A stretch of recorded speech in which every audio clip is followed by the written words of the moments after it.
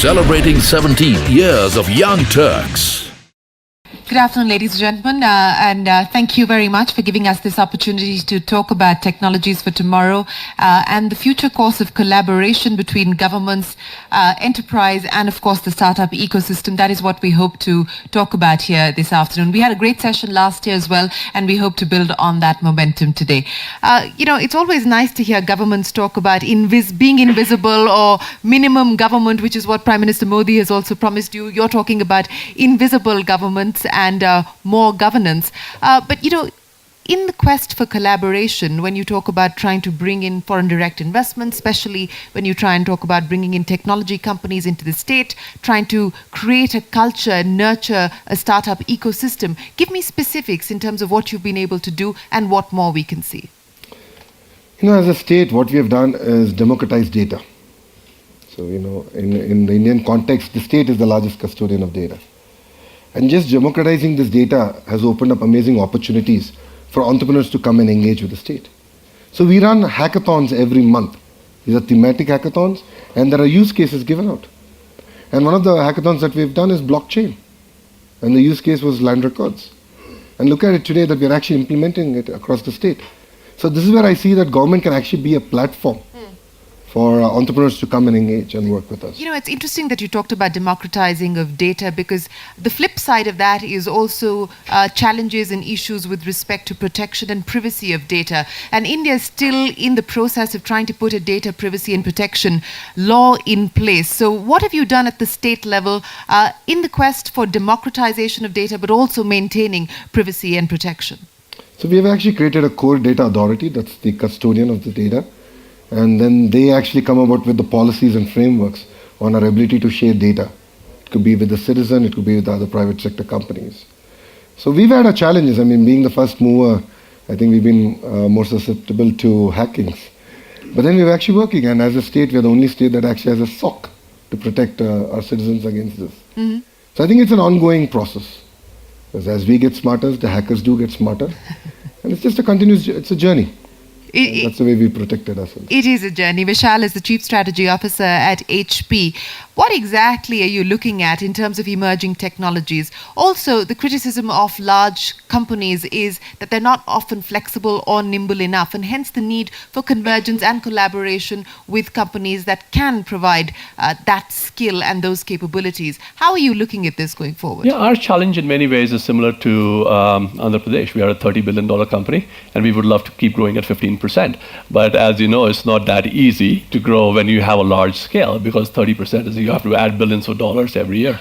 So what we do is we think about, end of the day, we are a product company, right? It's all about innovation and bringing new products to our customers. And we think about our innovation is paramount to our success and our being successful in the market and being relevant to our customers. And we look at innovation in three broad buckets. It's a little bit different than what others do, but that's kind of the model that we have landed on. There's organic development. We spend billions of dollars every year in developing new products.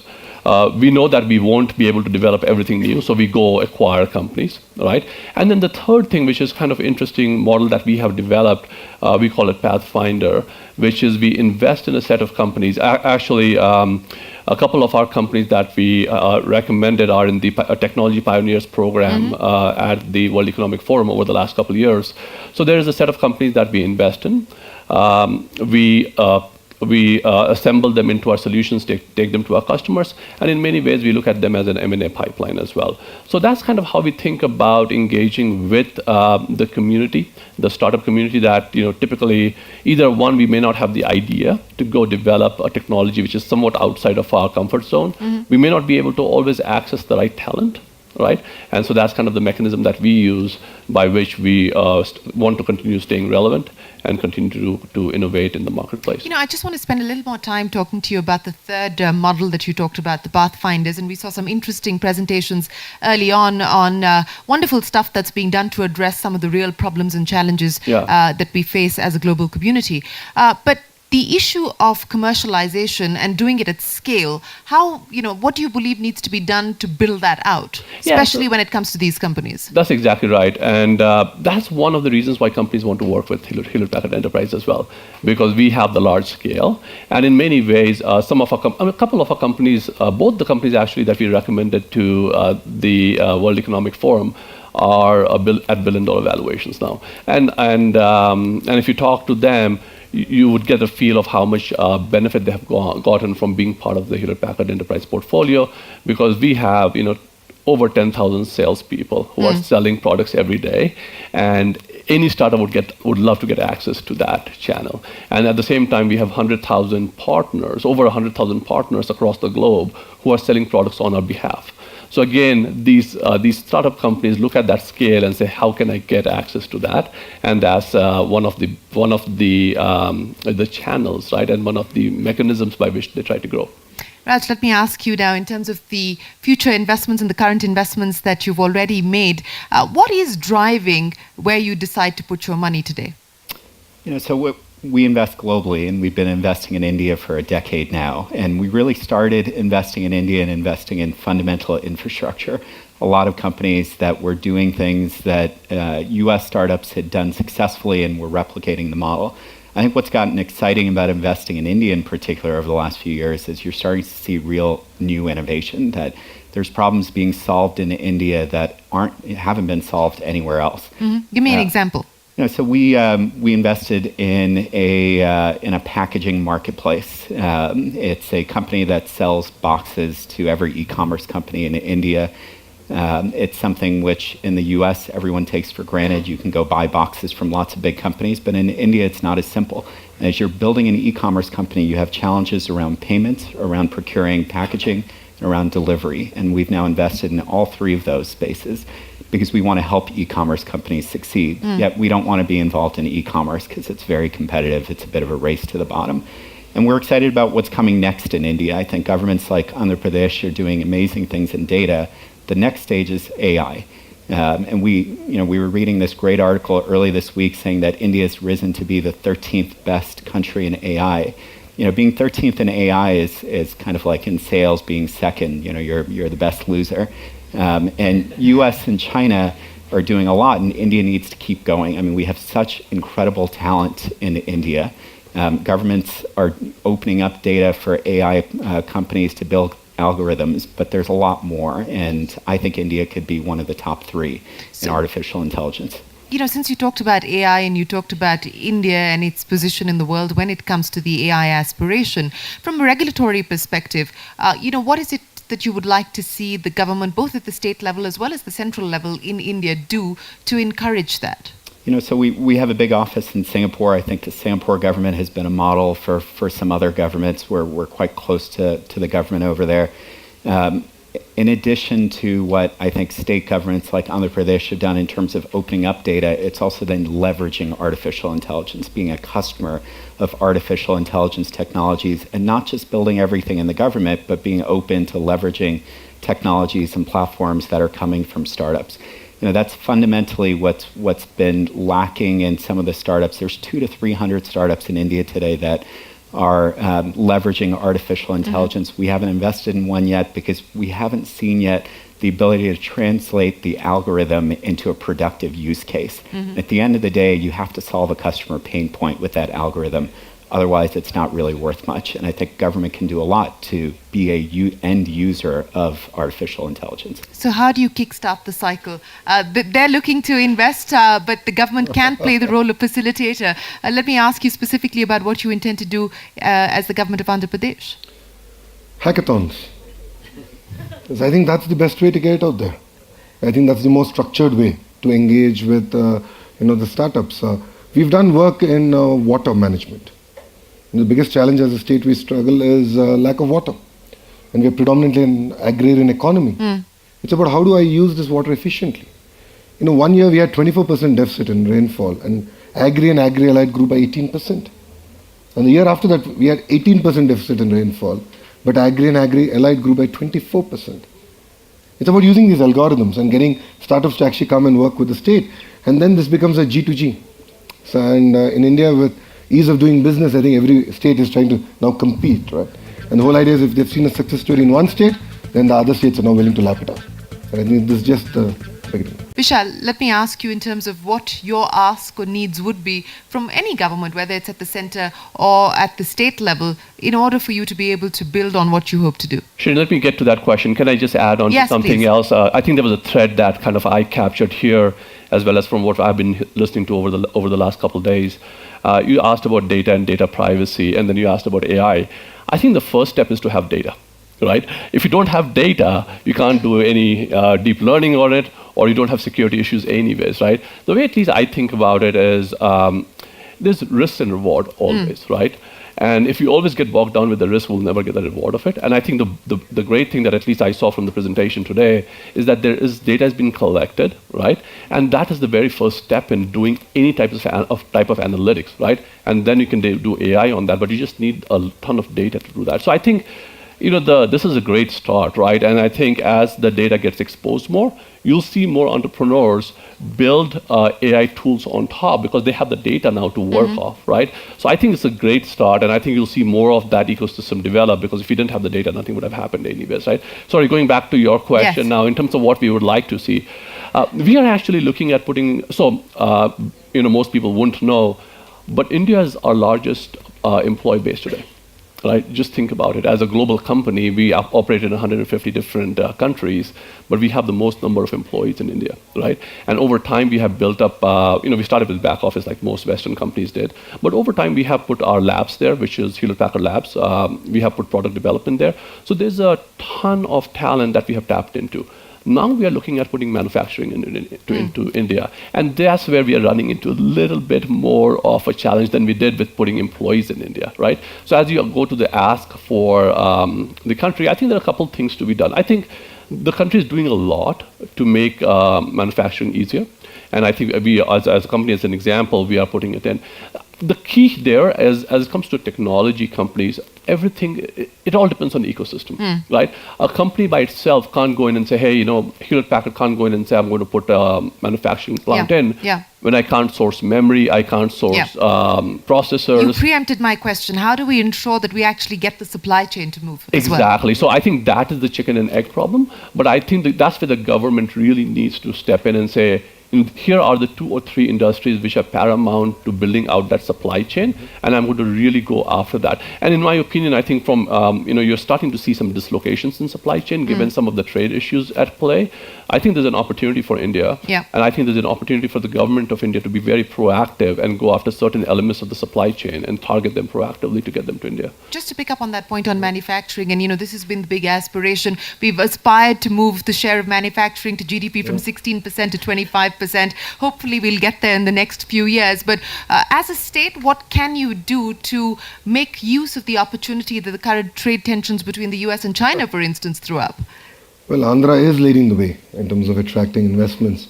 If you look at the top 3 FDI investments in Indian history, 2 are into the state of Andhra Pradesh. One is Asian Paper and the other one is Kia. It's the 2 largest FDI investments in Indian history. So I think it's a very valid point here that we need to create the ecosystem. We already have Foxconn in the state of Andhra Pradesh employing 18,000 women. It's kind of fascinating. 18,000 women working across 3 shifts. But the point is, I went to Foxconn and I spoke to Xiaomi and I said, now give me your supplier list. Because it takes 200 suppliers to actually make a mobile phone. Including the plastic, the boxing and the whole line yards, including the, the manual and so on and so forth. So I'm actually going and headhunting each and every one of the suppliers to bring the entire ecosystem. And that's the only way it's not about sustaining, but you have to thrive. And the challenges that we have seen as a country is we attract one big investment, then we forget about it. In the case of our state, no. We got Kia in, I said, great, now let's work with all the ancillaries. And let's go to the last mile. And that's when I think we can create a vibrant manufacturing ecosystem. Exactly. Raj, you talked about betting on sectors where we are going to see disruption, where we also need to sort of bring in more organized sort of structures in place. Logistics is a classic example, and a large part of the infrastructure story in India, waiting to see that kind of aggregation. But outside of that, because one of the big aims of the use of technology, especially in emerging markets like India, is financial inclusion. And that's something that you're betting on as well. Give me a sense sense of what you've been able to do and what more you would like to do in the space of financial inclusion? We're just about to make our second fintech investment in the past year in India. The first one we made is in a payments company that appears like a payments company. It's really a data company that's using payments as a way to gather data. They enable 400,000 small merchants across the country today to accept mobile payments, use that data then to give them small loans, access to capital, things that they can't get access to from the traditional banking sector. The second investment we're doing is in a peer-to-peer lending company that's based out of the US, but doing quite a bit of their operations in India. They're providing small commercial loans to small businesses. India has a really vibrant, non-banking financial sector, and we think it's one of the most interesting areas for us to invest. That's largely an area that in the U.S. we're not focusing on, because in the U.S. there is big banks, and we don't see that opportunity. And then even in the underbanked in the U.S., you see companies like Square and Stripe and others have already built a market leadership position. India is very different. It's a wide open field, and especially for small merchants and small businesses, we think it's a place that there's a host of financial services that we want to provide. I know it's not exactly the consumer side, but we think enabling small merchants actually enables consumers to be able to transact, to lend, and to be much more part of the formal economy. Absolutely, and increase efficiency as well. Let me end then by asking all three of you, as we have this aspiration of being a couple of $1 trillion economy as far as the digital side is concerned, and we are going to be one of the most we already are one of the fastest growing consumption markets around the world. What do you believe will be the drivers of growth, especially from a digital economy point of view? Raj, I'll start by asking you. And what should be the priorities? I really think the drivers are things we've talked about today. It's data, it's artificial intelligence. I think it's the collaboration between government, corporations, and entrepreneurs. That's what we built our investment fund on, that the innovation model is changing. Over the last 20 years, it's been the story of one word, disruption. We think the next 10 to 20 years is a story about transformation and collaboration. And I think India has a unique opportunity to define the innovation model differently from the way we've defined it in Silicon Valley. Well, we hope that we do see this new model evolve. Vishal? So yeah, I'm a product of University of Chicago, right? So it's all about capitalism. And the way I think about this is there are two or three things. Which needs to evolve also. Over time, yeah. The way I look at it... It is about time that it does. No, it's not. I think it's still very valid right now. But that's a longer conversation. We can take it over drinks at some other point in time. The way I think about success stories are, there are two or three things that need to come together. There is talent, right? There's capital, and there is support from the government. I'm not calling it regulation. I'm calling it support from the government, right? And those three factors, if they come together, they really spur innovation and then spur growth. And I think that's coming together. If you just take the example of Silicon Valley, right? Why was it successful? The US government spent a lot of money through universities on R&D. There's a ton of talent, right? And capital came there, right? And it all came together. So I think those are the factors that will help the economy grow. And I think you're already starting to see various pockets of that come together, right? I think what the minister talked about in terms of Andhra Pradesh, you see that, that was true in the state of Karnataka in the past. You see that in Maharashtra. You see that in other states. So I think it's all coming together, and it's just a matter of making sure that, the policies don't change, that kind of goes back in time, right? And kind of takes us back in time, right? So I think it's we are on the right trajectory. The country's on the right trajectory. It's just a matter of making sure you continue down that path. I will give you the final say on this. I think every industrial revolution has added more jobs, but added it in a different country. And in countries where the governments were proactive and the citizens were ready to embrace. So India has always been a cost arbitrage. But then now I call that we can actually be a skill arbitrage. And as a state, our focus is on skilling up. How do I get my citizens ready for AI, blockchain? I think that's going to play a very, very important role for India to add many more $1 trillion to the economy. And for Andhra Pradesh to be the first $1 trillion economy state. in India. Well, we wish you the very best of luck with that, Vishal, Raj, and Lara Lokesh. Thanks very much for joining us here on this panel to talk about what governments, industry, and the startup ecosystem can do together to ensure that we actually benefit from the technologies of tomorrow. Thank you very much, ladies and gentlemen. Thank you for your time.